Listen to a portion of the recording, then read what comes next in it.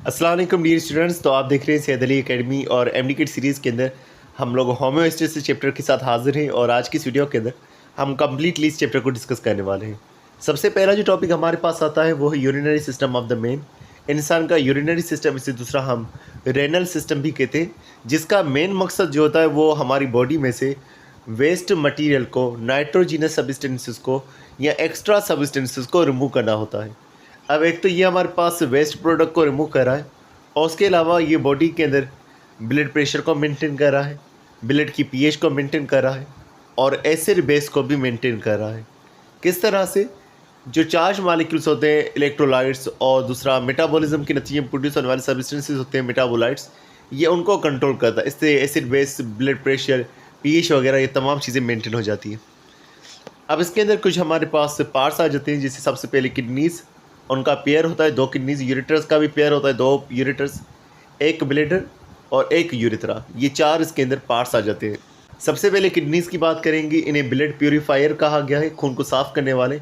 Paired होते हैं और बीन शेप के होते हैं और कहाँ पर मौजूद होते हैं? एब्डोमिनल कैविटी में मौजूद होते हैं। एब्डोमिनल कैविटी में ये बैक साइड पर मौजूद होते हैं।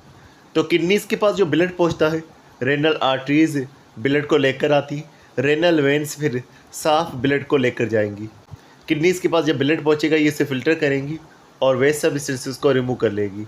अब जो चीज़ किडनी से गुजर करके फिल्टर होकर के आगे गई है उसे फिल्ट्रेट कहा जाएगा और वो फिल्ट्रेट आखिरकार जो है यूरिन बन जाएगा और फिर किडनी से निकल करके यूरेटर में चला जाएगा।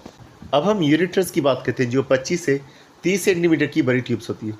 सामने से ये किडनी के साथ जुड़ी हुई होती हैं और पीछे से ये जो है यूरिनरी ब्लैडर के साथ कनेक्टेड होती हैं। अब किडनी के अंदर इनका जो वाइड ओपनिंग मौजूद होता है उसे रेनल पेल्विस कहा जाता है। तो किडनी में बनने वाला तमाम यूरिन पहले रेनल पेल्विस में आता है, उसके बाद यूरेटर में आता है। तो पोस्टेरियरली ये जो है नैरो हो जाती है और डाउनवर्ड चली जाती है और फिर ये यूरिनरी ब्लैडर के साथ जुड़ जाती है। तो इनका काम बेसिकली ये होता है कि किडनी से यूरिन लेकर के यूरिनरी ब्लैडर में पहुंचाना। तो यूरिनरी ब्लैडर आर्जी यूरिन को स्टोर करेगा।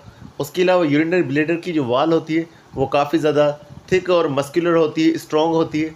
और उसके अलावा ये कितना यूरिन स्टोर कर सकता है? तो अडल्ट के अंदर आधा लीटर तक का यूरिन ये जो है स्टोर कर सकता है। और यूरिनरी ब्लैडर के साथ में भी एक थिन मस्कुलर ट्यूब जुड़ी होती है जिसे यूरेथ्रा कहा जाता है, जो कि फिर बॉडी के बाहर यूरिन को लेकर जाएगी। यूरेथ्रा के बारे में मज़ीद लिखा हुआ है कि यूरेथ्रा के पास वाल्व्स होते हैं जिन्हें स्फिंक्टर्स कहा जाता है और ये स्फिंक्टर्स जो होते हैं ये फ्लो ऑफ यूरिन को कंट्रोल करते हैं। 2 तरह के स्फिंक्टर्स होते हैं। एक होते हैं इंटरनल यूरेथ्रा स्फिंक्टर्स, ये इनवॉलंटरी होते हैं और involuntary flow of urine from bladder to urethra control करते हैं। और दूसरे होते हैं एक्सटर्नल यूरेथ्रा स्फिंक्टर्स, इनका वॉलंटरी कंट्रोल होता है और ये voluntary flow of urine from bladder to urethra control कर रहे होते हैं। तो डियर स्टूडेंट्स, जो इस एमडी किट सेशन के अंदर शामिल होना चाहते हैं, यहाँ पर हमने फर्स्ट ईयर को मुकम्मल तौर पर कंप्लीट कर लिया है और अब हम इंटर को भी इंशाल्लाह इसी जून के महीने के अंदर कंप्लीट कर लेंगे। तो जो अपना क्विक एंड फास्ट रिवीजन करना चाहते हैं ताकि आपकी बुक की तमाम लाइन्स कवर हो और साथ में एमसीक्यूज़ की प्रिपरेशन भी आपकी कवर हो, तो उस मामले में आप ये सेशन हमारा ज्वाइन कर सकते हैं, जिसकी फ़ीस जो है 2000 रखी गई है कंप्लीट सेशन की। अगर आप फर्स्ट ईयर को अटेम्प्ट करना चाहेंगे तो उसकी फ़ीस जो है 1000 रखी जाएगी, जिसके लेक्चर्स आपको तमाम वैसे ही रिकॉर्डेड हैं तो वो आपको प्रोवाइड कर दिए जाएंगे। बाकी इंटर के लेक्चर्स भी आपको इंशाल्लाह जैसे जैसे होते जाएंगे आपको प्रोवाइड कर दिए जाएंगे। तो इस सेशन में शामिल होने के लिए नीचे दिए गए नंबर पर रब्ता करके आप ज्वाइन हो सकते हैं। अब हम किडनीज़ की बात करते हैं तो किडनीज़ को सिमेट्रिकल कहा गया है, यानी कि ये दोनों एक जैसी नज़र आती हैं, बीन शेप की होती है, रेडिश ब्राउन कलर की होती है। और ये कहाँ लोकेटेड होती है? ये हमारी बैक साइड पर रिब केज के नीचे मौजूद होती हैं और वर्टिब्रल कॉलम की साइड पर मौजूद होते हैं। कौन से वर्टिब्रल कॉलम में कौन सी हड्डियों के दरमियान मौजूद होती है? वर्टिब्रल कॉलम के अंदर 33 वर्टिब्रा होते हैं। तो ये कहाँ पर मौजूद होती हैं? 12th थोरेसिक और 3rd ल्यूमर वर्टिब्रा के बीच में ये मौजूद होती हैं। उसके अलावा इनके बारे में कहा गया ये रेट्रो पेरिटोनियल होती हैं, यानी कि पेरिटोनियल कैविटी के बिहाइंड मौजूद होती है और एब्डोमिनल कैविटी में मौजूद होती है। फिर इनके बारे में बात करेंगे कितनी साइज़ की होंगी, तो साइज़ ऑफ फिस्ट की होती है, 4 से 5 इंचज़ की ये मौजूद होती है। राइट किडनी जो होती है वो नीचे मौजूद होती है और लेफ़्ट किडनी जो है वो थोड़ा सा ऊपर मौजूद होती है, क्योंकि राइट साइड पर लिवर होता है तो उसको स्पेस देने के लिए राइट किडनी थोड़ा सा नीचे मौजूद होती है और लेफ़्ट किडनी थोड़ी सी बड़ी और क्लोज़र टू हार्ट होती है।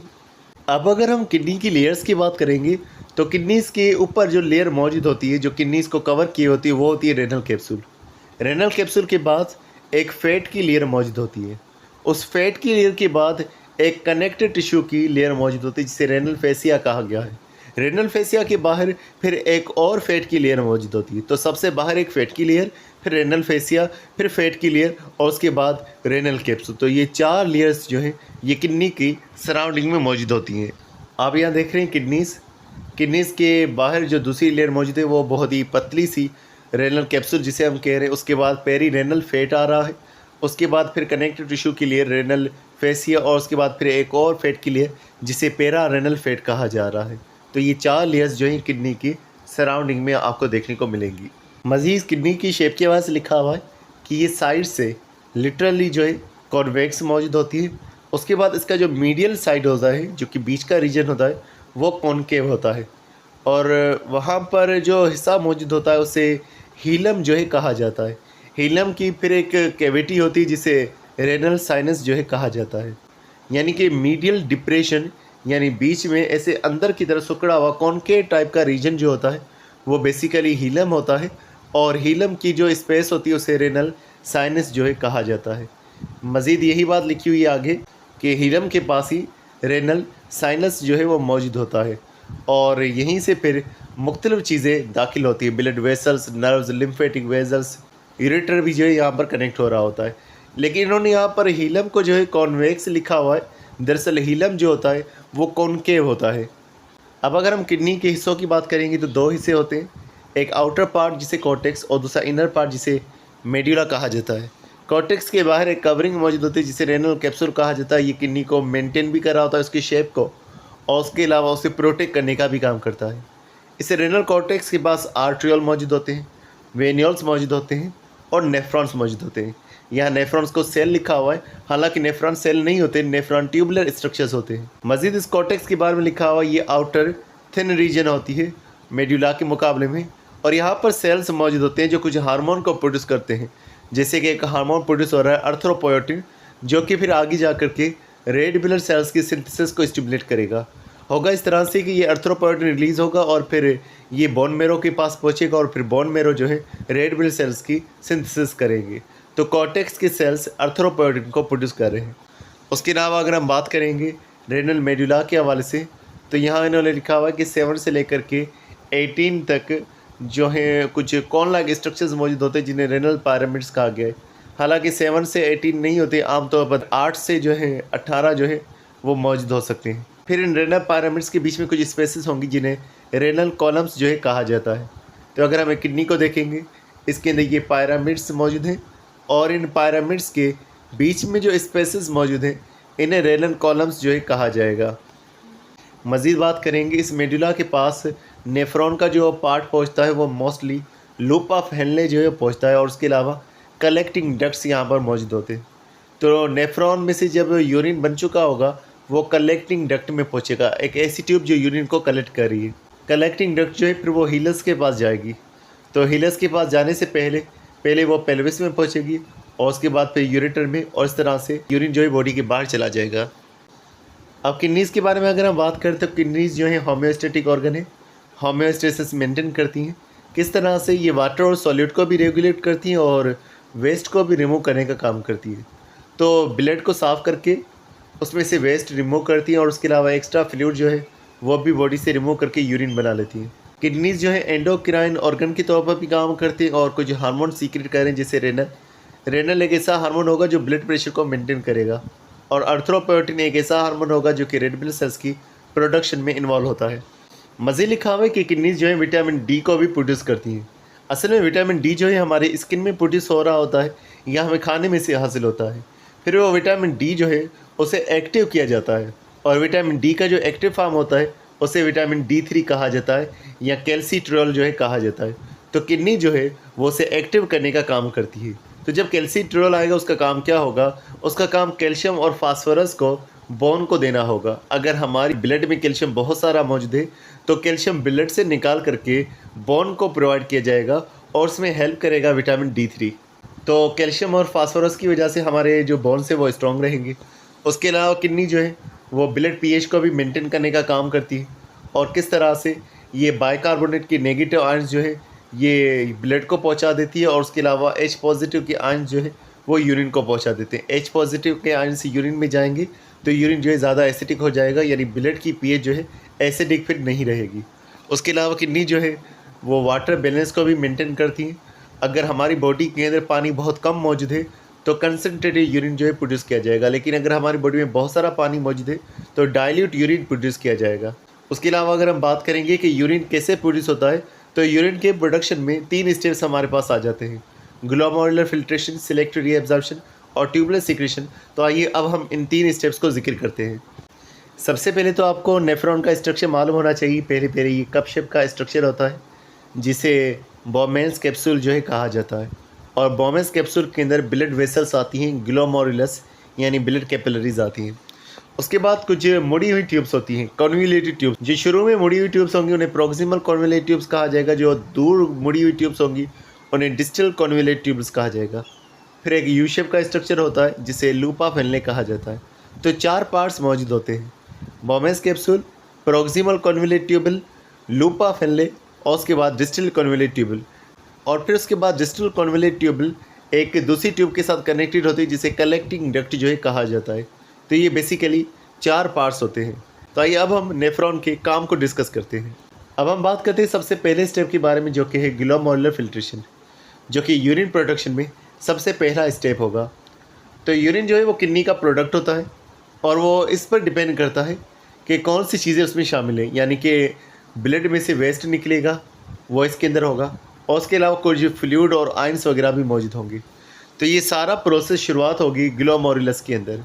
ब्लड जो है पहुँचेगा और यहाँ पर जो प्रेशर होगा वो काफ़ी ज़्यादा होगा। अब ज़्यादा प्रेशर के नतीजे में मामला ये रहेगा कि स्मॉल मॉलिक्यूल्स जो होंगे और वेस्ट सब्सटेंसेस जो होंगे वो निकल जाएंगे ग्लोमेरुलस में से और बोमेन्स कैप्सूल में से, यानी कि ये बोमेन्स कैप्सूल है, इसके साथ ये जो जुड़ी हुई थी ब्लड कैपिलरीज, इनमें से कई सारे सब्सटेंस निकल करके बाहर चलाएगा और बाहर मौजूद है प्रॉक्सिमल कॉन्वोल्यूटेड ट्यूबल। तो तमाम मटेरियल वहाँ प्रॉक्सिमल कॉन्वोल्यूटेड ट्यूबल में आ जाएगा। जो मटेरियल वहाँ पहुँचेगा उसे ग्लोमेरुलर फिल्ट्रेट कहा जाएगा। इस प्रोसेस को अल्ट्रा फिल्ट्रेशन भी हम कह रहे होते हैं। अब कौन कौन से सब्सटेंसेस निकल करके पहुँचे? जो स्मॉल साइज़ के सब्सटेंसेस हैं वो यहाँ पर निकल करके पहुँचे, जैसे कि वाटर हो गया, इलेक्ट्रोलाइट्स हो गए, अमाइनो एसिड्स हो गए, बाइकार्बोनेट हो गए, नाइट्रोजनस वेस्ट हो गए, यूरिया, यूरिक एसिड हो गए या ग्लूकोज हो गया। ये तमाम चीज़ें अब ब्लड से निकल करके प्रॉक्सिमल कॉन्वोल्यूटेड ट्यूबल में आ चुकी हैं। याद रखिएगा, बड़े मॉलिक्यूल जैसे कि प्रोटीन्स हो गए और ब्लड सेल्स हो गए वो ग्लोमेरुलर फिल्ट्रेट में नहीं होते, क्योंकि वो छोटे से सुराखों से निकल करके नहीं आ सकते। ये छोटे से सुराख जो है कुछ सेल्स की वजह से होते हैं जिन्हें हम पोडोसाइट्स कह रहे होते हैं। मज़ीद जिक्र करेंगे कि ग्लोमेरुलर फिल्ट्रेशन रेट कि कितना ज़्यादा ग्लोमेरुलस में फिल्ट्रेशन होगी ये प्रेशर पे डिपेंड करता है, जो कि ग्लोमेरुलस पे लगेगा। जितना ज़्यादा प्रेशर होगा उतना ज़्यादा ग्लोमेरुलर फिल्ट्रेशन रेट मौजूद होगा। ये प्रेशर किस वजह से आता है? क्योंकि हमारे पास जो ब्लड वेसल्स होती हैं, अफरेंट और इफरेंट आर्ट्रियल, अफरेंट जो होती है वो आने वाली होती है और इफरेंट जो है वो निकलने वाली होती है। यानी कि ये हमारे पास बोमेन्स कैप्सूल है, इसमें एक जो आ रही है ये वाली है अफरेंट आर्ट्रियल और ये जो निकलने वाली है ये है इफरेंट आर्ट्रियल। तो अफरेंट और इफरेंट के डायामीटर में फ़र्क मौजूद होता है। अफरेंट आर्ट्रियल जो होता है उसका डायामीटर ज़्यादा होता है और इफरेंट का डायामीटर जो है वो कम मौजूद होता है। तो जब कोई चीज़ ज़्यादा डायामीटर से कम डायामीटर में पहुंचेगी वहाँ पर प्रेशर इंक्रीज़ होता है। जितना एरिया कम होगा उतना प्रेशर इंक्रीज़ होगा। तो इस वजह से यहाँ पर ज़्यादा प्रेशर जो है वो बन जाता है, जिस वजह से फिल्ट्रेशन हमें ज़्यादा देखने को मिलेगी। अब किडनीज़ के पास ब्लड कितना पहुँचता है? डेली के हवाले से 180 लीटर जो है वो ब्लड पहुँचता है 24 घंटों के अंदर, और 180 लीटर ब्लड में से 2.5 लीटर जो है नॉर्मली यूरिन जो है वो बन जाता है। तो आमतौर पर ग्लोमेरुलर फिल्ट्रेशन रेट जो है वो कांस्टेंट होता है, क्योंकि हमारे अंदर ऑटो रेगुलेशन, हमारी बॉडी खुद से ब्लड प्रेशर वगैरह को मेंटेन करने का काम करती है। लेकिन अगर हमने फ्लूइड इंटेक ज़्यादा कर लिया या साल्ट वगैरह ज़्यादा इंटेक कर लिया तो उससे ये चेंज भी हो सकता है। मज़ीद यहाँ पर लिखा हुआ है कि ग्लोमेरुलर फिल्ट्रेट और यूरिन इन दोनों की कंपोजिशन अलग होती है। मतलब ऐसा नहीं है कि जो भी चीज़ ग्लोमेरुलर फिल्ट्रेट में आ गई वही चीज़ यूरिन में आने वाली है। यहाँ पर वक्फन चीज़ें जो है एब्ज़ॉर्ब होती रहेंगी। तो ये जो फ्लूइड है उसका जो कंटेंट है वो तब्दील होता रहता है जब भी ये रेनल ट्यूबल से यानी कि प्रॉक्सिमल कॉन्वोल्यूट ट्यूबल, लूपा फेनले या डिस्टल कॉन्वोल्यूट ट्यूबल इनमें से गुजरेगा तो यहाँ पर तब्दीलियाँ होती रहेंगी। मिसाल के तौर पर ग्लूकोज जो है वो फिल्ट्रेट में मौजूद होता है, लेकिन ग्लूकोज यूरिन में नॉर्मल कंडीशंस में मौजूद नहीं होता। उसके अलावा यूरिया और यूरिक एसिड जो है वो फिल्ट्रेट में इतने नहीं होते, लेकिन वो यूरिन में ज़्यादा आ जाते हैं। तो ये चीज़ें जो है तब्दील होती रहती हैं और किसकी वजह से होती हैं? सिलेक्टिव रीएब्जॉर्प्शन और ट्यूबुलर सीक्रेशन की वजह से ये चीज़ें तब्दील होती रहती हैं। अब सिलेक्टिव रीएब्जॉर्प्शन कौन सा प्रोसेस जिसमें चीज़ों को सिलेक्ट करके रीएब्जॉर्ब किया जा रहा है? कहा जा रहा है कि कई सारे मॉलिक्यूल्स जो फ़िल्टर हो चुके हैं, जो कि यूरिया के साथ आ चुके हैं, नाइट्रोजन वेस्ट के साथ आ चुके हैं, जिसके अंदर वाटर वगैरह शामिल है, अब उन सब्सटेंसेस को वापसी रीएब्जॉर्ब करना है। जैसे ही वो नेफ्रॉन से गुजर रहे हैं तो उन्हें रीएब्जॉर्ब करके वापसी ब्लड में पहुंचा देना है। सवाल हो सकता है कि ज़्यादातर सिलेक्टिव रीएब्जॉर्प्शन कहाँ हो रही है? तो मोस्ट ऑफ सिलेक्टिव रीएब्जॉर्प्शन जो है वो प्रॉक्सिमल कॉन्वोल्यूट ट्यूबल में हो रही है। कितना कंटेंट रहेगा, कौन कौन सी चीज़ कितनी एब्जॉर्ब होगी? वाटर 67% एब्जॉर्ब होगा। सोडियम और पोटाशियम जो है 65% से लेकर के 70% एब्जॉर्ब हो रहे होंगे। क्लोरीन जो है 50% एब्जॉर्ब हो रहा होगा। कैल्शियम, मैग्नीशियम और फास्फेट जो है वो भी एब्जॉर्ब हो रहे होते हैं। ग्लूकोज, अमाइनो एसिड्स और वाइटामिन ये 100% एब्जॉर्ब हो रहे होते हैं, और कुछ और ऑर्गेनिक मटेरियल जो है वो भी एब्जॉर्ब हो सकता है। तो ये सिलेक्टिव रीएब्जॉर्प्शन आपको प्रॉक्सिमल कॉन्वोल्यूट ट्यूबल में भी देखने को मिलेगी, और उसके अलावा आपको लूपा फैलने में भी देखने को मिलेगी। लूपा फैलने की दो बाजू होती है, एक नीचे आ रही होती है जिसे डिसेंडिंग लिम्ब कहा जाएगा, और एक ऊपर आ रही होगी जिसे असेंडिंग लिम्ब कहा जाएगा। डिसेंडिंग लिम्ब में से जो बकाया वाटर होगा वो एब्जॉर्ब किया जाता है, और असेंडिंग लिम्ब में से साल्ट एब्जॉर्ब किया जाता है। यहाँ पर हार्मोन्स होंगे जो इसमें इन्वॉल्व होंगे। अल्डीस्टेरोन जो होगा वो सोडियम की एब्जॉर्प्शन कराएगा लूपा फैलने में, और एडीएच जो है वो वाटर की एब्जॉर्प्शन कराएगा लूपा फैलने में। बाकी प्रॉक्सिमल कॉन्वोल्यूट ट्यूबल में अगर हम ग्लूकोज की और सोडियम की एब्जॉर्प्शन की बात करेंगे तो ये एक्टिव ट्रांसपोर्ट से एब्जॉर्ब होते हैं। ग्लूकोज भी एक्टिव ट्रांसपोर्ट से एब्जॉर्ब होता है, और सोडियम भी जो है वो एक्टिव ट्रांसपोर्ट से जो है एब्जॉर्ब हो रहा होता है। जब सोडियम एब्जॉर्ब हो चुका होगा, क्योंकि सोडियम के पास पॉजिटिव चार्ज है, तो नेगेटिव चार्ज वाले मॉलिक्यूल्स जो हैं वो खुद ही सोडियम के पीछे चले आएंगे। तो अल्डीस्टेरोन ये फैसिलिटेट करेगा सोडियम की एब्जॉर्प्शन, लेकिन लूपा फैलने का इन्होंने यहाँ पर डिस्कस नहीं किया, और एडीएच जो है वो वाटर की रीएब्जॉर्प्शन करेगा। अब हम जिस प्रोसेस के बारे में बात करने वाले हैं वो है ट्यूबुलर सीक्रेशन, यानी कि ब्लड वेसल्स में से चीज़ें निकल करके प्रॉक्सिमल कॉन्वोल्यूट ट्यूबल और डिस्टल कॉन्वोल्यूट ट्यूबल में चली आएंगी। ट्यूब्स के अंदर सीक्रेशन होने वाली है, तो ब्लड में से चीज़ें निकल करके प्रॉक्सिमल और डिस्टल कॉन्वोल्यूट ट्यूबल में आ जाएंगी। ज़्यादातर ये जो हो रही होगी प्रॉक्सिमल कॉन्वोल्यूट ट्यूबल में ट्यूबुलर सीक्रेशन हो रही होगी। होता है इस तरह से कि कई सारा वेस्ट ऐसा हो सकता है जो कि अल्ट्रा फिल्ट्रेशन में भी रह गया और अभी भी वो ब्लड में मौजूद है, तो वो सब्सटेंसेस एक्टिव ट्रांसपोर्ट के ज़रिए से सीक्रेट किए जाते हैं। उसके अंदर कई सारे सब्सटेंसेस हो सकते हैं, जैसे यूरिया हो गया, कैरेटिनिन हो गया, हाइड्रोजन आयंस हो गए, पोटाशियम आयंस हो गए, हार्मोन्स और ड्रग्स हो गए। तो ये अगर ब्लड में मौजूद थे तो उन्हें एक्टिवली जो है रिमूव किया जा रहा है, सीक्रेट किया जा रहा है। यहाँ एब्जॉर्ब लिखा हुआ है, एब्जॉर्ब की जगह पर सीक्रेट होगा, तो सीक्रेट किया जाता है एक्टिव ट्रांसपोर्ट के ज़रिए से। तो ये जो सीक्रेशन हो रही है कहाँ पर हो रही है? Mostly tubular secretion proximal convoluted tubule में हो रही है, लेकिन डिस्टल कॉन्वोल्यूट ट्यूबल और कलेक्टिंग डक्ट में भी हो रही होती है। वहाँ पर इस तरह से होता है कि सोडियम को एब्जॉर्ब किया जाता है। जब सोडियम को एब्जॉर्ब कर लेंगे तो फिर पीएच पर फ़र्क आ जाएगा, तो उस पीएच को मेंटेन करने के लिए फिर पोटाशियम के आयंस जो है वो आपसी ऐड किए जाते हैं ताकि पीएच जो है वो मेंटेन रह सके। अब ये वाले जो टॉपिक्स थे ये बुक में प्रॉपर वे में मेंशन नहीं थे, तो हमने इनको अलग से बनाया हुआ है। सवाल यहाँ पर ये किया जा रहा है कि आपने किडनी का काम बताना है कि वो एक्सक्रीशन भी करती है और ऑस्मो रेगुलेशन भी करती है। जस्टिफाई करो, बताओ कि कैसे वो एक्सक्रीशन भी करी और ऑस्मो रेगुलेशन भी करी। बहुत ही सिंपल सी बात। अगर हम बात करेंगे तो एक्सक्रीशन के तौर पर वो मेटाबॉलिक वेस्ट सब्सटेंसेस को urea, uric acid, creatinine, excess salts, drugs, toxins इन्हें रिमूव करने का काम कर रही है। और ऑस्मो रेगुलेशन की अगर हम बात करेंगे तो वाटर और इलेक्ट्रोलाइट्स को, चार्ज पार्टिकल्स को बैलेंस करने का काम कर रही है। तो कैसे ये मेंटेन करती है? रीएब्जॉर्प्शन करती है या सीक्रेशन करती है? रीएब्जॉर्प्शन करके वापसी लिया जाता है और सीक्रेट करके उन्हें छोड़ा जाता है ताकि भले ही वो बॉडी में से निकल करके बाहर चले जाए। तो इस तरह से osmotic pressure, blood volume, pH वगैरह मेंटेन रहेगा।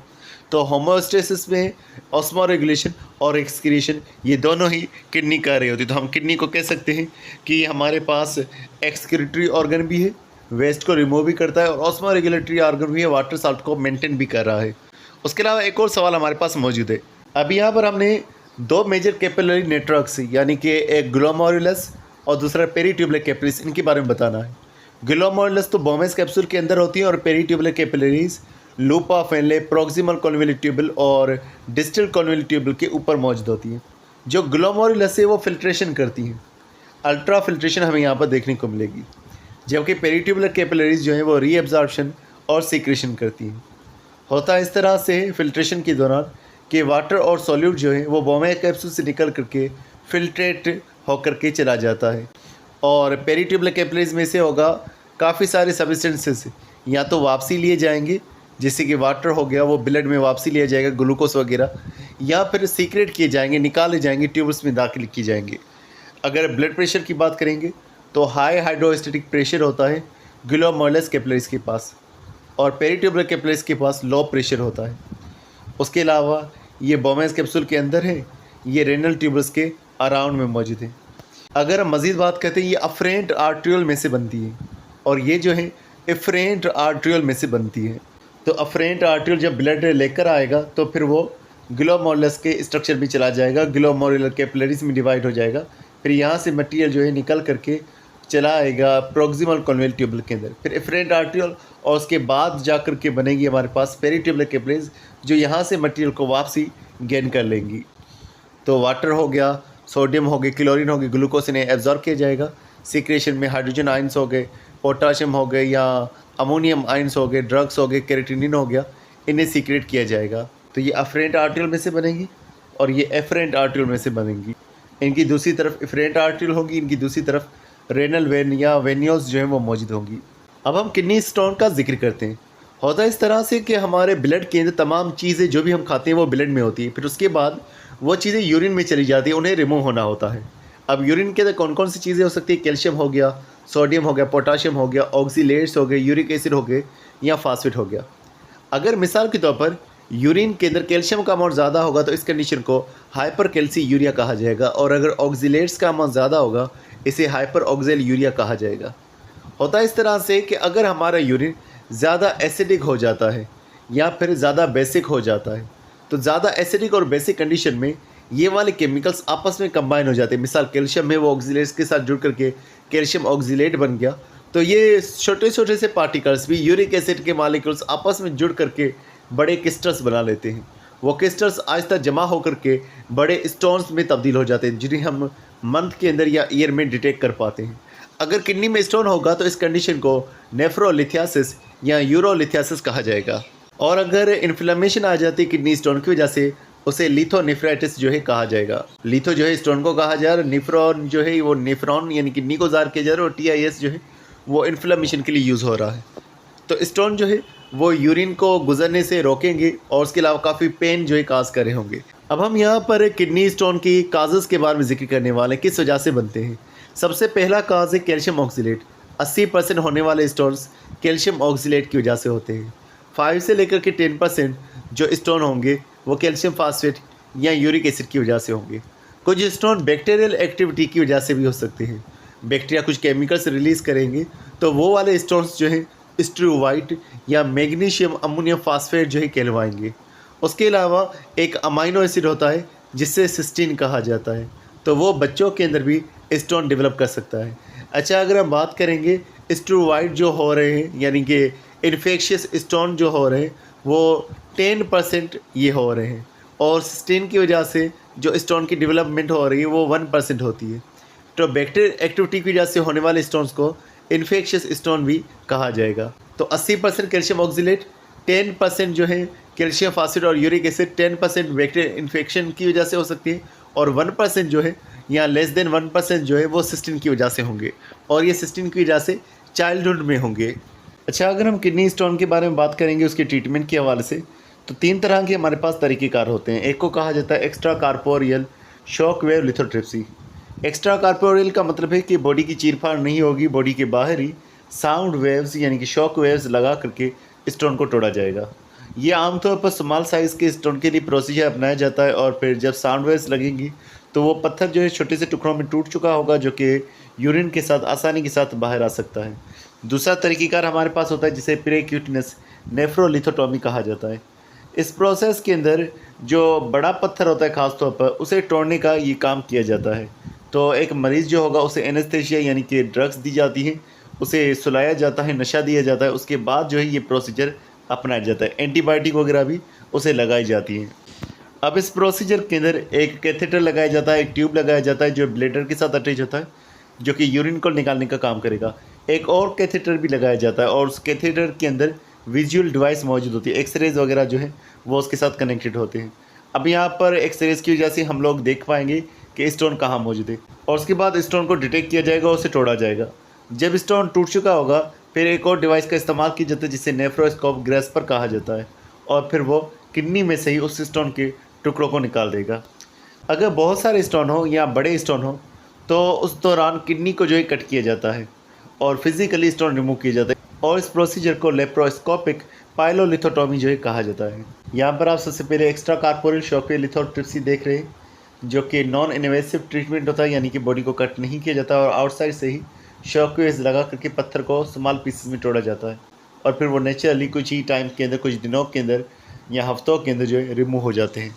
तो एक मशीन मौजूद होती है जो कि साउंड वेव्स को इस्तेमाल करेगी और फिर पत्थर को जो है छोटे से टुकड़ों में ब्रेक किया जाएगा। तो पत्थर जो होगा वो जब स्मॉल पीसेस में टूट चुका होगा तो आसानी के साथ यूरिन के साथ बाहर चला आएगा। पेरिक्यूटेनस नेफ्रोलिथोटॉमी की बात करेंगे तो ये मिनिमली इन्वेसिव प्रोसीजर होता है, बहुत थोड़ा सा ही कट जो है लगाया जा सकता है और उसके अंदर एनेस्थीसिया का भी इस्तेमाल किया जाता है। तो पेशेंट जो है वो स्लीप में होता है जब ये प्रोसीजर परफॉर्म हो रहा होता है। थोड़े से बड़े साइज़ के स्टोन के लिए ये यूज़ किया जा सकता है जो कि खुद से गुजर करके नहीं जा रहे हैं। तो एक कैथेटर जो है वो ब्लैडर के साथ लगाया जाएगा जो यूरिन को बाहर निकालेगा। एक और कैथेटर, एक और ट्यूब जो है लगाई जाएगी जो कि बैक ऑफ द बॉडी से किडनी के साथ अटैच की जाएगी और फिर एक नेफ्रोस्कोप जो है दाखिल किया जाएगा कैथेटर के ज़रिए से, जो कि स्टोन को डिटेक्ट करेगा। जब स्टोन डिटेक्ट हो चुका होगा फिर उसे तोड़ा जाएगा और फिर नेफ्रोस्कोप ग्रास्पर की मदद से उसे निकाला जाएगा। और जब स्टोन बहुत सारे बड़े हो तो लेप्रोस्कोपिक पाइलोलिथोटॉमी जो है परफॉर्म किया जाएगा। तो किडनी को कट किया जाएगा और उसके बाद स्टोन को जो है रिमूव किया जाएगा फिजिकली। प्रोसीजर की ख़त्म होने के बाद जब स्टोन निकाला जा चुका होगा फिजिकली तो किडनी को फिर क्लोज किया जाएगा और टाँके वगैरह जो है लगाए जाएंगे। अब हम बात करते हैं किडनी फेलियर के हवाले से, एक ऐसी कंडीशन जिसके अंदर हमारी किडनी जो है काम नहीं कर पाती। किडनी का काम था कि वो वेस्ट मटेरियल को रिमूव करे और ऑस्मो रेगुलेशन परफॉर्म करे, लेकिन जब ये किडनीज़ अपना काम नहीं कर पा रही इस कंडीशन को हम किडनी फेलियर कहेंगे। आमतौर के अंदर ये होता है कि 85% दोनों किडनीज़ जब फेल हो चुकी तो उसे हम किडनी फेलियर कह रहे हैं कि जब दोनों किडनीज़ 85% अपना काम नहीं कर रही। अब इसकी दो किस्में हैं, एक है एक्यूट किडनी फेलियर और दूसरे है क्रोनिक किडनी फेलियर। एक्यूट जब भी लफ्ज़ आए तो आप एक्यूट को आर्जी से समझ लीजिएगा कि ये आर्जी होगा, ये रिवर्सिबल है, यानी कि अगर किडनीज़ ख़राब हो चुकी तो ये फिर ठीक भी हो सकती हैं। लेकिन क्रोनिक का मतलब होता है एक लंबे टाइम तक चलने वाला जो कि फिर इरिवर्सिबल होता है, यानी कि वो ठीक नहीं किया जा सकता। अब हम बात करते हैं एक्यूट किडनी फेलियर के हवाले से। ये अचानक से डेवलप होती है, ये कुछ ही दिनों के अंदर डेवलप हो सकती है। अब ये उनके अंदर होती है जिनके अंदर आमतौर पर पहले से ही किडनी की प्रॉब्लम हो सकती है और अचानक से ये डेवलप होगी तो किडनी के काम जो है फिर ख़राब हो सकते हैं। और उन लोगों में भी डेवलप हो सकती है जो पहले से हॉस्पिटलाइज्ड हैं, जिन्हें पहले से ही कोई मसला है, मिसाल के तौर पर उन्हें हार्ट अटैक है, उनका बहुत सारा ब्लड ज़ाया हो चुका है, उनका लिवर का प्रॉब्लम है, उन्हें कोई एलर्जिक कंडीशन है, या उनके अंदर अचानक से बहुत ज़्यादा डिहाइड्रेशन हो चुकी है, पसीना ज़्यादा आ गया या यूरिनेशन ज़्यादा आ गई, तो उन लोगों के अंदर भी ये कंडीशन डेवलप हो सकती है।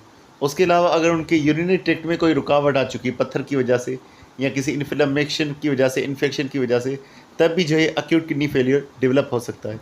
लेकिन रिवर्सिबल कंडीशन है तो ये वापसी ठीक किया जा सकता है। अब अगर हम बात करेंगे क्रोनिक किडनी डिजीज़ के हवाले से तो ग्रेजुअल यानी कि स्लो जो है किडनी अपना काम ख़राब कर रही होती है।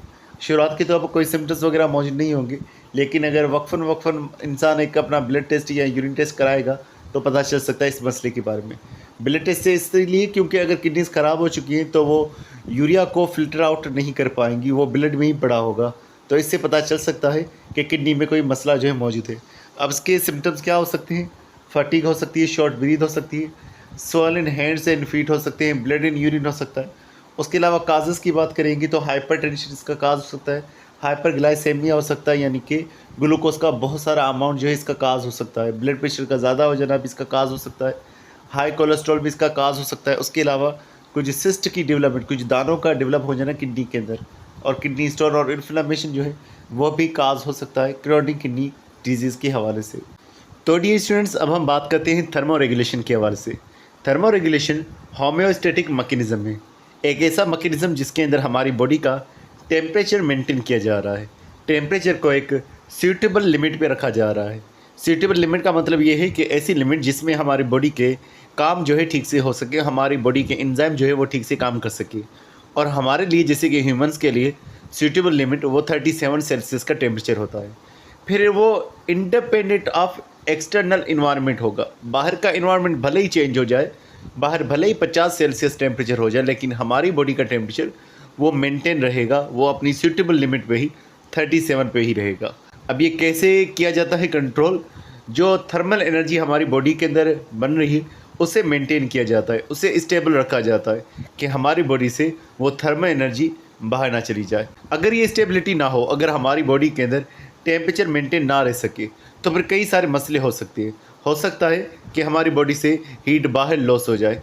जब हमारी बॉडी से हीट बाहर लॉस हो जाएगी तो हमारा टेम्परेचर कम हो जाएगा, और ऐसी कंडीशन को हाइपोथर्मिया कहा जाएगा। तो हाइपोथर्मिया अक्सर तौर पर लो एक्सटर्नल टेम्परेचर पे होता है। हमेशा ये ध्यान में रखिएगा कि हीट जो है हॉट प्लेस से कोल्ड प्लेस में जाती है। अगर बाहर का टेम्परेचर 50 सेल्सियस है, हमारी बॉडी का 37 सेल्सियस है, तो 50 वाला हो गया हॉट और 37 वाला हो गया कोल्ड। तो हमारी बॉडी में हीट बाहर से अंदर आएगी, हमारा बॉडी का टेम्परेचर गर्म होगा, हमारी बॉडी से मेंटेन करने की कोशिश करेगी।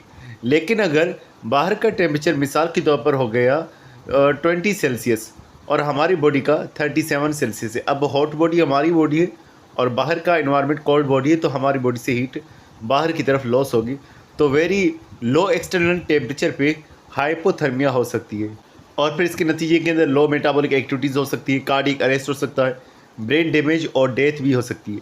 लेकिन अगर टेम्परेचर बढ़ गया, 37 से ज़्यादा हो गया, इस कंडीशन को हाइपरथर्मिया कहा जाएगा। 37 से 42 टेम्परेचर हो जाना।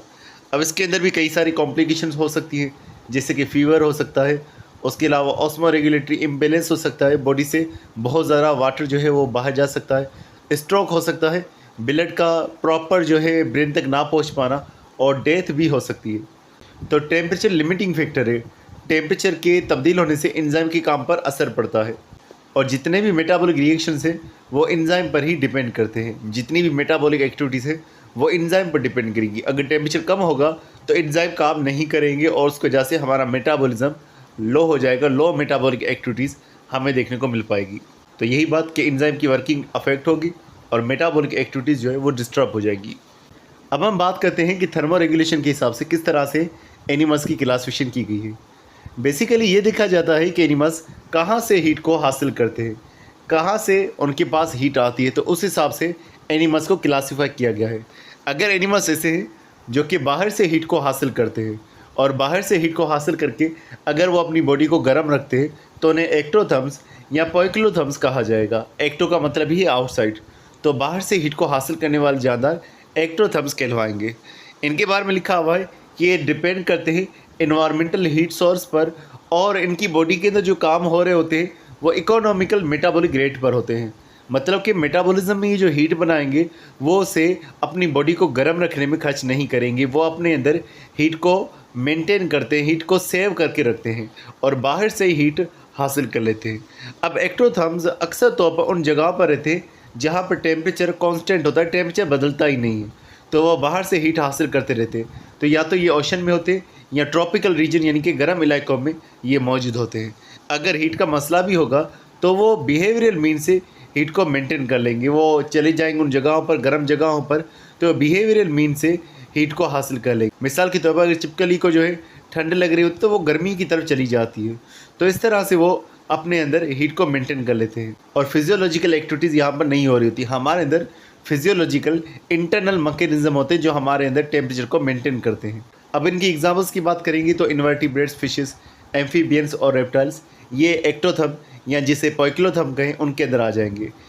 अब कुछ और एनिमल्स भी हैं जिनका बॉडी का टेम्परेचर कांस्टेंट रहता है, बॉडी का टेम्परेचर बदलता ही नहीं है और वो एक ख़ास रेंज पर मौजूद रहता है। उन जानवरों को एंडोथर्म्स कहा जाता है।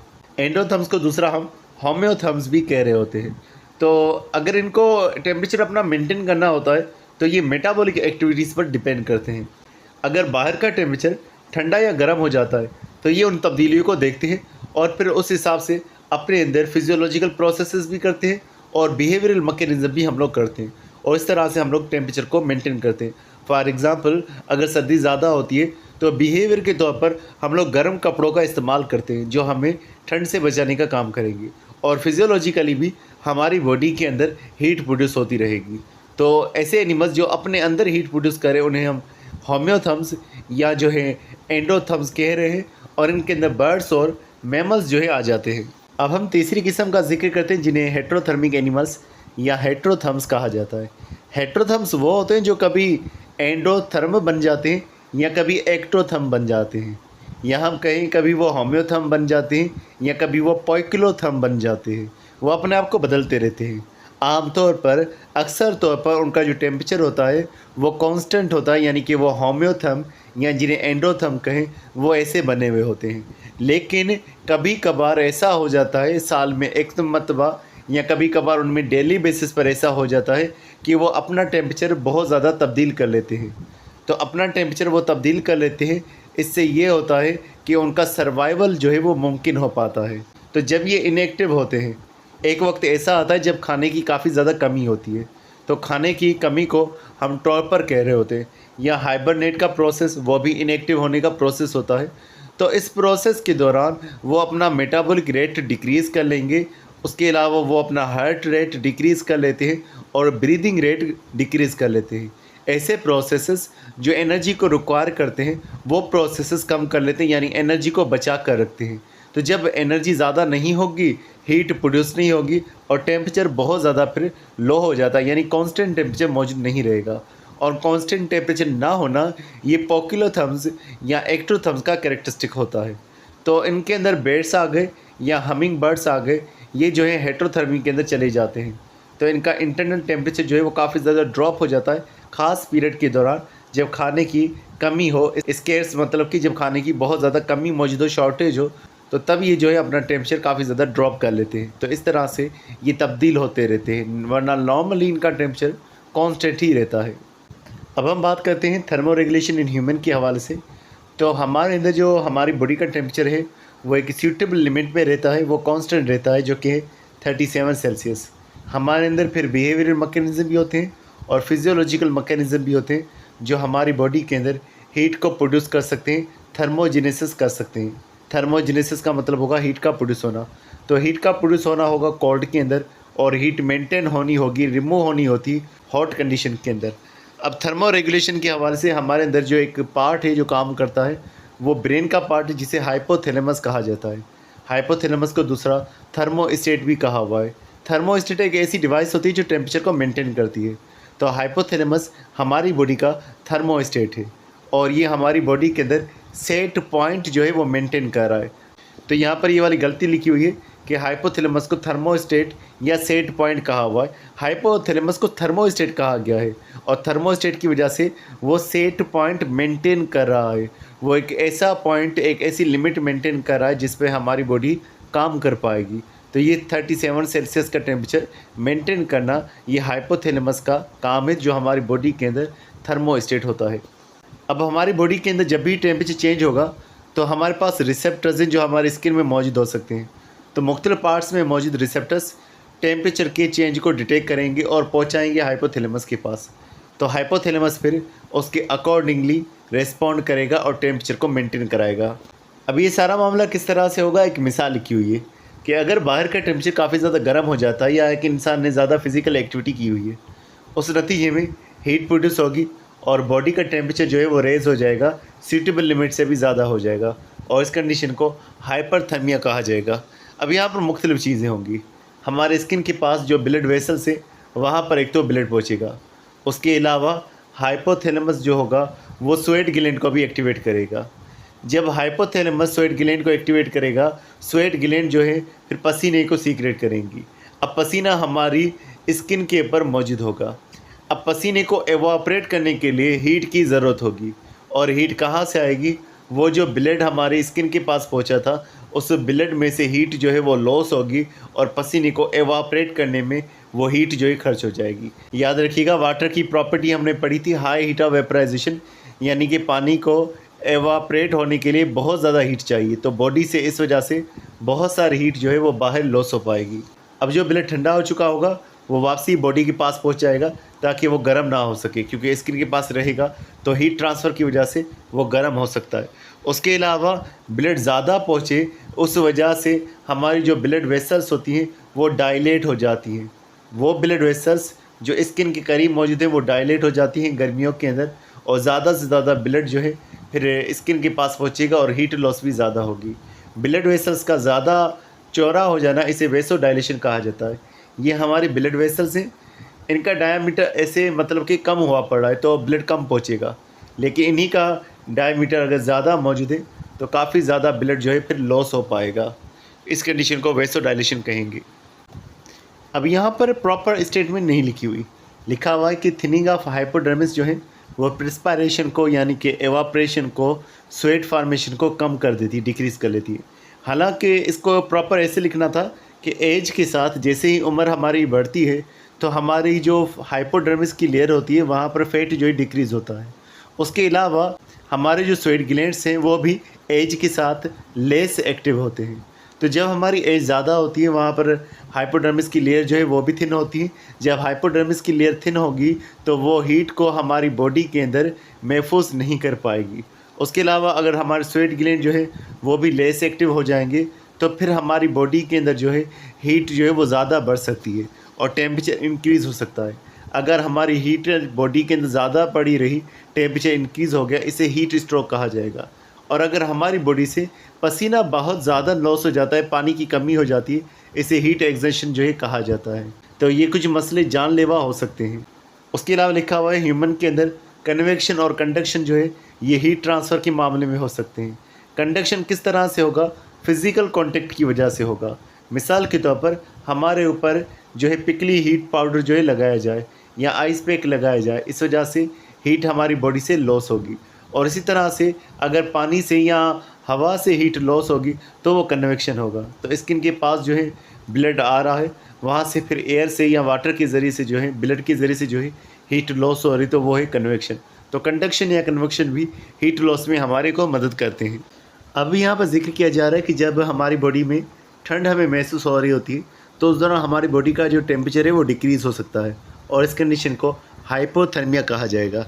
हमारी बॉडी कोशिश ये करेगी कि हाइपोथर्मिया की कंडीशन के अंदर हमारी बॉडी हीट को बचा कर रखे, हीट को कंजर्व करे। इस कंडीशन में फिर ये मामला रहेगा, जो प्रिस्पायरेशन पहले हुआ करती थी हमारे अंदर गर्मियों में हीट को लॉस करने के लिए, वो नहीं होगी। ब्लड वेसल्स जो है वो नैरो हो जाएगी ताकि कम जो हीट है वो गुजर सके। इस ब्लड वेसल्स का नैरो हो जाना, इस कंडीशन को वेसो कंस्ट्रक्शन जो है कहा जाएगा। जो हमारी स्किन के अंदर फैट मौजूद है, सब क्यूटनेस फैट जिसको हम कह रहे हैं, जो हमारी हाइपोडर्मिस में मौजूद है, वो भी ज़्यादा थिक हो जाएगा। और उसके थिक होने की वजह से मामला ये रहेगा कि एक इंसुलेटिंग लेयर हमारे पास ज़्यादा हो जाएगी, जो कि हीट को रोक के रखेगी, कंजर्व करेगी हमारी बॉडी के अंदर। उसके अलावा हमारी बॉडी के अंदर शिवरिंग भी हो सकती है, इनवॉल्नटरी एक्शन ऑफ मसल मूवमेंट, जिस वजह से फिर मसल्स जो है हमारी बॉडी के अंदर हीट प्रोड्यूस करती है, हमारी बॉडी को गर्म रखने का काम करती है। अब यहाँ पर मज़ीद ये भी लिखा हुआ है कि अगर वेसो कंस्ट्रक्शन होती रही और किडनी की तरफ जाने वाले ब्लड वेसल जो हैं वो भी कंस्ट्रक्ट हो गई, तो उससे मामला ये रहेगा कि रेनल डिसफंक्शन भी हो सकता है। किडनी के पास ऑक्सीजन प्रॉपर नहीं पहुँचेगा, किडनी काम नहीं करेगी, और उसके अलावा जो हमारा ब्लड है वो भी प्रॉपर नहीं फ़िल्टर हो पाएगा, क्योंकि ग्लोमेरुलर फिल्ट्रेट रेट जो है वो डिक्रीज़ हो जाएगा। उसके अलावा हमें कोल्ड डायूरेसिस भी देखने को मिल सकता है, मतलब कि कोल्ड की वजह से यूरिन जो है वो ज़्यादा लॉस होगा। डायूरेसिस मतलब यूरिन का लॉस होना, और ठंड की वजह से ज़्यादा यूरिन हमारी बॉडी में लॉस होगा। ज़्यादा यूरिन लॉस इसलिए होगा क्योंकि वाटर वहाँ से एब्जॉर्ब होना था, और वाटर को एब्जॉर्ब करने वाला हार्मोन है एडीएच। एडीएच जो है वो कम हमारी बॉडी में प्रोड्यूस होगा। हमारी बॉडी के अंदर ऑलरेडी पानी जो है वो मौजूद है, पसीना नहीं बना, हमारी बॉडी में पानी पड़ा हुआ है, तो इस वजह से पानी को लॉस कराने के लिए एडीएच कम प्रोड्यूस होगा, और एडीएच के कम प्रोड्यूस होने की वजह से हमें डायूरेसिस ज़्यादा देखने को मिलेगा। इस वजह से जो हमारा यूरिन बनेगा वो डाइल्यूट यूरिन होगा, यानी ऐसा यूरिन जिसमें वाटर कंटेंट ज़्यादा होगा। अच्छा, अब इस सारे सिलेबस को डिस्कस कर लेने के बाद हमारे पास लास्ट बचता है, वो है नाइट्रोजनस कंपाउंड जितने भी हमारे पास एक्सक्रिएशन के दौरान लॉस हो रहे हैं उनकी लिस्ट बनानी है। अगर हम लिस्ट बनाना चाहें तो फिर हमारे पास अमोनिया आएगा, यूरिया आएगा और यूरिक एसिड आएगा। उसके अलावा केरेटिनाइन जो है वो भी आ जाएगा। लेकिन मुझे नहीं लगता कि यहाँ पर सिर्फ लिस्ट की बात हो रही है, यहाँ पर उनकी थोड़ी सी डिटेल भी जो है वो मांगी जा रही है। तो इसलिए हम उन एक्सक्रीटिव प्रोडक्ट्स को भी हम बारी बारी डिस्कस करते हैं। अब हम अमोनिया के बारे में बात करते हैं, जो कि हाईली टॉक्सिक गैस होती है। और ये कैसे बनती है? जब नाइट्रोजनस कंपाउंड खुसूसन अमाइनो एसिड टूटते हैं तब ये बन रही होती है। और ये इमीडिएट वेस्ट होता है, यानी जैसे बनेगा इसे फ़ौरन से जो है लॉस किया जाएगा।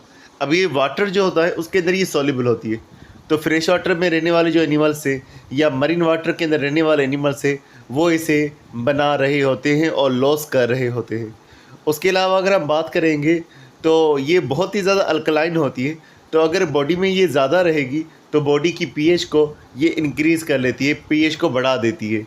उसके अलावा हमारी बॉडी में फिर इसकी कोशिश होगी कि कम से कम ये बनी ही रहे, और जैसे ही बनती है तो हम इसे लॉस कर दें, क्योंकि ये हाईली टॉक्सिक है।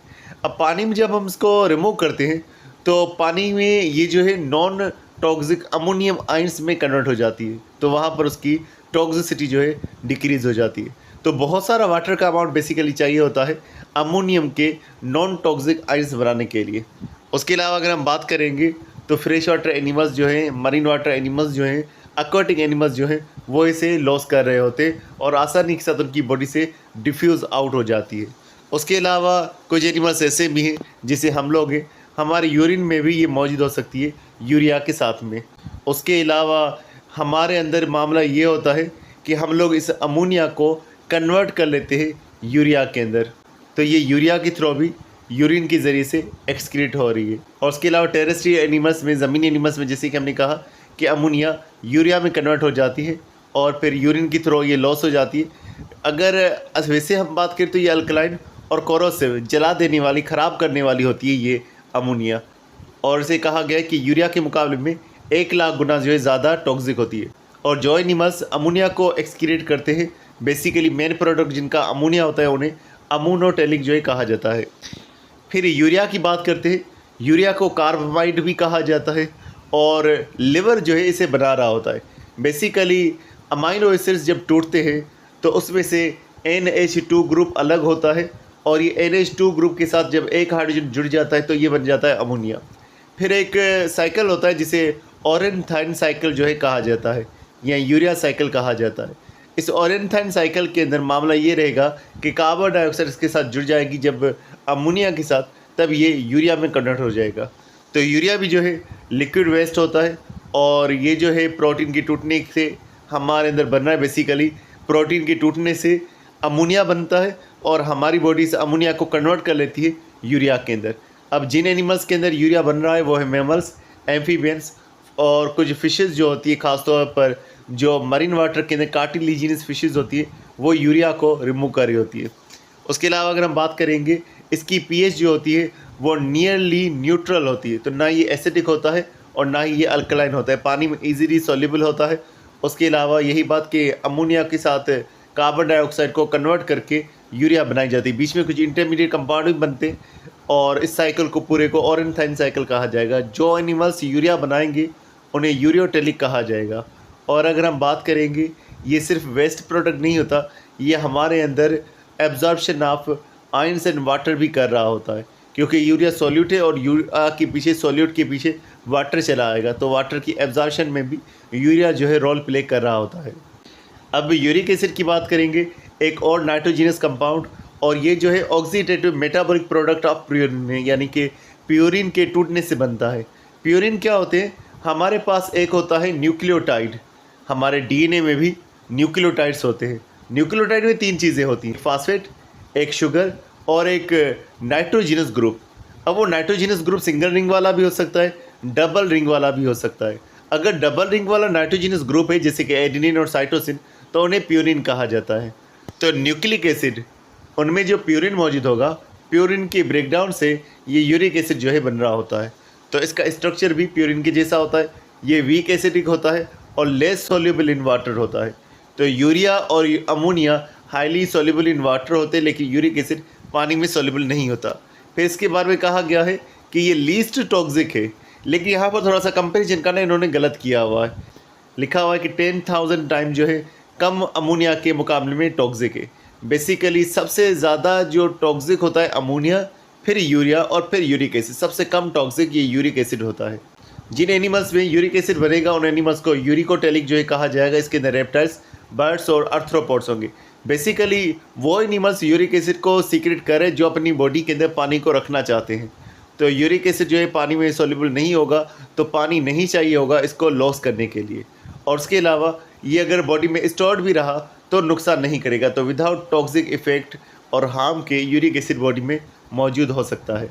अगर हम बात करेंगे तो यूरिक एसिड जो है थिक पेस्ट के तौर पर लॉस होता है और कम पानी इसमें चाहिए। इसके लिए मामला ये रहेगा कि फिर पानी जो है एनिमल्स की बॉडी में महफूज रहेगा। ह्यूमन्स के अंदर भी यूरिक एसिड बनता है।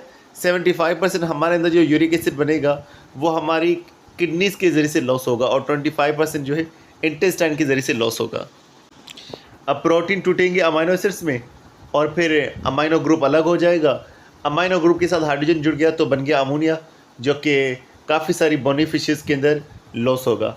और अगर अमोनिया के साथ कार्बन डाइऑक्साइड जुड़ गया तो बन गया हमारे पास यूरिया, और यूरिया लॉस होगा मैमल्स के अंदर, एम्फीबियंस के अंदर, और उसके अलावा कार्टिलेजिनस फिशेस के अंदर और कुछ बोनी फिशेस में भी ये लॉस हो सकता है। और प्यूरिन के ब्रेकडाउन होने से यूरिक एसिड बनेगा, जो कि बर्ड्स के अंदर, इंसेक्ट्स में और रेप्टाइल्स में लॉस होने वाला है। तो डियर स्टूडेंट्स, हमारा ये चैप्टर हुआ कंप्लीट। अगर आप लोग भी एमडीकेट सेशन को ज्वाइन करना चाहते हैं तो फीस जो है 2000 रखी हुई है, जिसके अंदर आपके तमाम लेक्चर्स जो हैं वो भी कवर कराए जाएंगे बुक रीडिंग की सूरत के अंदर, और उसके अलावा आपको एमसीक्यूज़ भी जो है प्रोवाइड किए जाएंगे ताकि आपकी प्रिपरेशन जो है अच्छे से हो सके। तो इस सेशन को ज्वाइन करने के लिए नीचे दिए गए नंबर पर रब्ता करके आप भी इस सेशन में शामिल हो सकते हैं।